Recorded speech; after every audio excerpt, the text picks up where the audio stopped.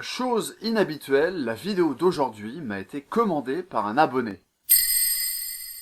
Il y a 2 vidéos de cela, j'ai décidé de faire un témoignage sur mon parcours à l'université française et sur mes études en psychologie clinique. Je vais pas revenir sur ce que j'ai dit dans cette vidéo, vous la trouverez quelque part dans les suggestions de YouTube à côté de votre barre de lecture.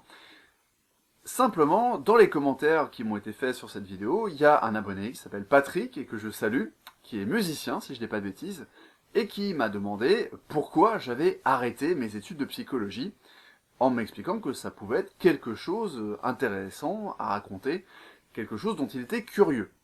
Et effectivement, c'est quelque chose d'intéressant parce que, une fois de plus, même si chaque expérience est unique, peut-être que ça parlera à certaines et certains d'entre vous, notamment au niveau de leur avenir professionnel, au niveau des désillusions qu'ils vont rencontrer dans le monde du travail, ou plus en amont, pendant leurs études. Il faut savoir que, à l'université dans laquelle j'étais, l'université de Paris 7, il y avait à l'époque une particularité qui était qu'on demandait aux étudiants de faire un stage dès la licence. Ce qu'on appelle aujourd'hui la licence 3, d'accord ? Ce qui veut dire que à l'âge de 21 ans, si je dis pas de bêtises, je me suis retrouvé en hôpital psychiatrique pour faire un stage qui était, paraît-il, un stage d'observation. Et c'est ce stage qui m'a fait arrêter les études, même si j'ai mis beaucoup de temps à arrêter, puisque j'ai quand même validé ma licence et que j'ai quand même commencé une maîtrise que j'ai quasi intégralement validée, puisqu'en fait j'ai validé toutes les unités d'enseignement, tous les cours si vous préférez, et il me restait juste à faire mon mémoire de psychologie et le stage qui sert à valider l'année de maîtrise qu'on appelle aujourd'hui le Master 1. Première remarque à ce sujet, ce qui est assez génial, c'est le concept même de stage d'observation. Alors évidemment, on peut considérer qu'un élève qui est étudiant en psychologie depuis 3 années seulement n'a effectivement pas les compétences pour mener des entretiens cliniques, etc. Le problème, c'est que c'est un retournement du concept fondamental de stage. À l'origine, un stage, ça sert justement à changer des cours théoriques pour pratiquer, pour apprendre en faisant. Et c'est pour ça que les stages en entreprise, à la base, c'est une excellente idée, même si, petite digression un petit peu politique, cette idée excellente a été pervertie par le système actuel qui utilise les stagiaires comme des salariés au rabais. Me voilà donc à 21 ans dans un hôpital psychiatrique, dans lequel je constate plusieurs choses. Première chose que je constate, à peu près la moitié des patients ont le même âge que moi. Je vous prie de croire que ça fait un peu bizarre. Deuxième chose, dans ma longue vidéo sur le cannabis et sur comment j'ai arrêté le cannabis, sur ce témoignage, j'ai expliqué que je fumais justement du cannabis en grande quantité à l'époque. Or, je me retrouve dans un service où la moitié des patients ont mon âge, mais en plus, les soignants, donc les soignants, ça recoupe les infirmières, les médecins, les psychiatres, etc., tout le personnel soignant si vous préférez, les soignants emploient régulièrement le mot de polytoxicomanie pour parler des patients en question. Autrement dit, non seulement la moitié des patients ont mon âge, ce qui crée un étrange effet de miroir, quoi. On se dit, mais en fait c'est moi qui pourrais être... Enfin, qu'est-ce qui me sépare d'eux finalement? Et en plus, la moitié de ces jeunes patients ont des problèmes toxicologiques, ou en tout cas sont étiquetés comme polytoxicomanes par les soignants. Alors, je précise tout de suite que cette étiquette, elle va très vite. Si on réfléchit, les 3/4 de la population française sont polytoxicomanes, parce qu'on consomme de l'alcool pour la plupart d'entre nous, qu'on est tous accros au sucre, au chocolat, aux graisses, que ce soit la graisse dans les fromages, ou voilà dans les crèmes glacées, etc. Le sucre, sans parler du sel qui est ajouté en grande quantité dans nos aliments par l'industrie alimentaire. Bref, on a tous des comportements addictif et on n'en a pas qu'un seul. Vous êtes accro au chocolat et accro à Internet. Vous êtes accro à votre smartphone et accro au sexe. Vous êtes accro au sucre et peut-être accro à l'alcool, qui en plus contient du sucre, donc c'est parfait. Toujours est-il que ça fait un peu bizarre de se retrouver en étant un apprenti soignant en face de patients qui ont énormément de points communs avec vous, l'âge et la consommation de cannabis ou d'alcool. Et comme à l'époque j'étais très angoissé, je me sentais du coup encore moins légitime pour être un soignant envers ces personnes. Mais finalement, c'était pas très grave de pas être un soignant, puisque je le rappelle, c'était un stage d'observation. Et là, on arrive au 3e point épineux de ce stage et de cette situation. Un stage d'observation, ça veut dire quoi? Ça veut dire concrètement que vous allez assister à des entretiens cliniques, menés soit par une psychologue, soit par des psychiatres, et qu'en fait vous allez juste prendre des notes pour vous, pour vos devoirs, pour votre note clinique, etc. Mais ce que vous notez, en fait, n'a pas vocation à aider le psychiatre ou à aider la psychologue, n'a pas vocation à aider les infirmiers. Bref, vous êtes juste là pour regarder, un peu comme derrière une vitre sans teint dans un commissariat, juste pour apprendre comment font les grandes personnes. C'est un peu ça le sous-texte de ce stage prétendument d'observation. Je précise que j'ai eu beaucoup de chance parce que j'avais d'excellents rapports avec ma superviseure ou ma superviseuse, et elle m'a laissé intervenir pendant certains entretiens. Alors quand je dis intervenir, elle ne m'a pas laissé prendre le leadership de la relation prétendument thérapeutique, mais elle m'a laissé poser des questions aux patients ou à la famille des patients, sous sa surveillance évidemment, elle était là, moi j'étais assis à côté d'elle derrière le bureau, mais j'ai eu cette liberté-là, une liberté que plein de gens n'ont pas, et une liberté par exemple que je n'avais absolument pas quand j'assistais aux entretiens menés par les psychiatres. Ce qui m'amène au quatrième point. Donc je vous ai dit, il y a eu l'âge des patients, il y a eu le fait que beaucoup de patients étaient jugés polytoxicomanes et que du coup moi je me reconnaissais dans leurs problématiques et je me trouvais illégitime pour faire quoi que ce soit. Il y a eu le fait que c'était de toute manière un stage d'observation dans lequel je n'étais pas censé faire quoi que ce soit, ce qui pose des gros problèmes. Vous avez l'impression d'être parfaitement inutile dans votre présence à l'hôpital. Et le quatrième point, c'est le personnel soignant, les rapports au sein de l'équipe. Et pour être honnête avec vous, même si je déteste ce mot, mon idéalisme. En effet, j'ai été extrêmement déçu, perturbé, mis à mal par ce stage parce que j'avais une vision un peu naïve des choses. Moi, je pensais qu'à partir du moment où on s'intéressait au domaine de la santé, tous les gens qui travaillaient dans ce domaine avaient vraiment un point commun, indépendamment de leurs différences personnelles, c'était de vraiment vouloir aider les patients. Pour moi, si on travaille en psychiatrie, c'est qu'on a vraiment une vocation. C'est pas quelque chose qu'on fait, voilà, par facilité. C'est pas un milieu du tout confortable dans lequel travailler. Donc c'est quelque chose. Si on y va, on a choisi d'y aller. C'est comme les urgences.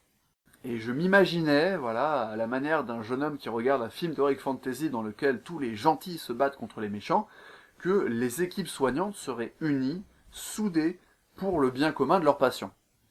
Et j'ai découvert, puisque j'assistais toutes les semaines aux réunions de service, qui se déroulaient donc une fois par semaine, avec des infirmières, des infirmiers, des médecins psychiatres, et la psychologue du service, et il y avait aussi une assistante sociale, si je dis pas de bêtises, il y avait la comptable de l'hôpital, enfin c'était pas une comptable, c'était une personne qui s'occupait des patients qui étaient sous curatelle, donc qui gérait leurs comptes, etc.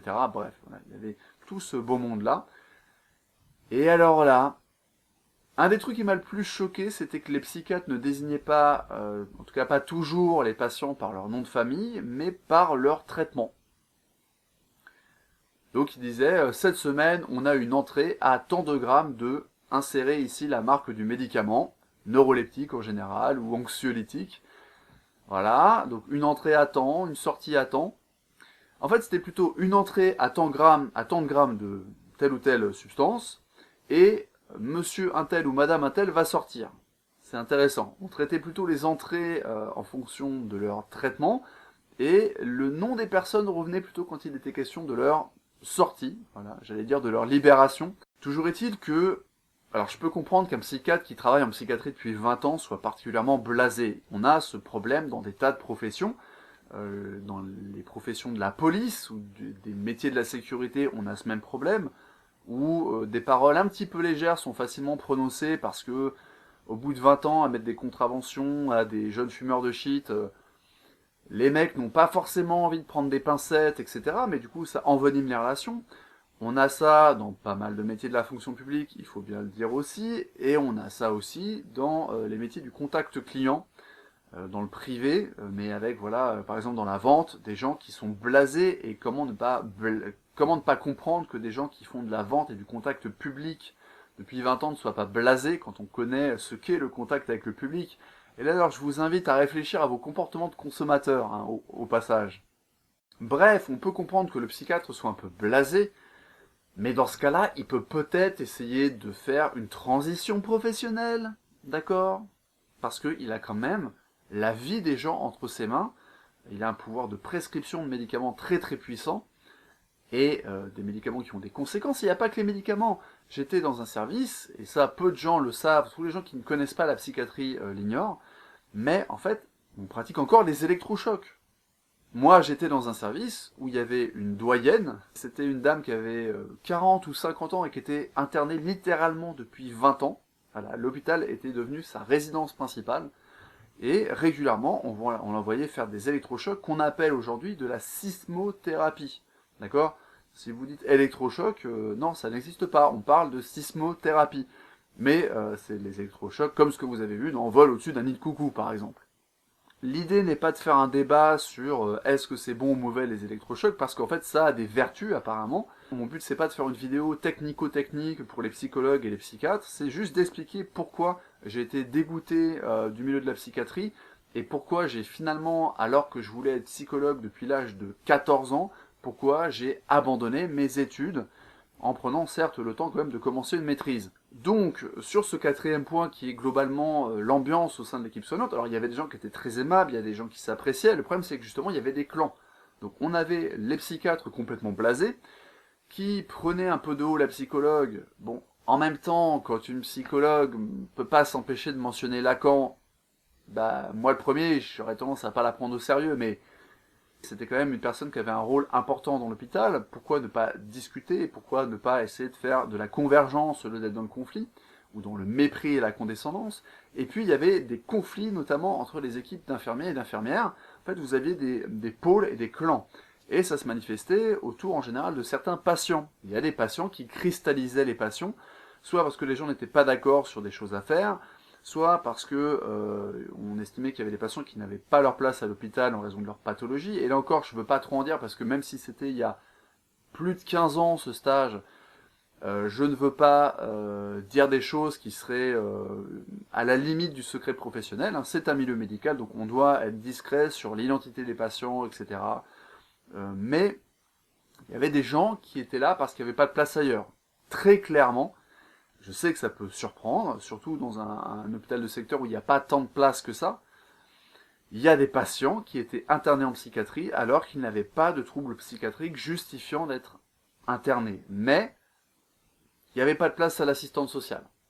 Bref, entre cet effet de miroir avec les patients d'un côté et le côté hyper désillusionnant finalement que j'ai vécu dans mes rapports avec l'équipe thérapeutique et en les observant, j'ai finalement décidé que ce milieu n'était pas du tout fait pour moi. Alors bien sûr, j'aurais pu me forcer encore pendant quelques années, juste pour empocher mon Master 2 et pouvoir exercer en tant que psychologue.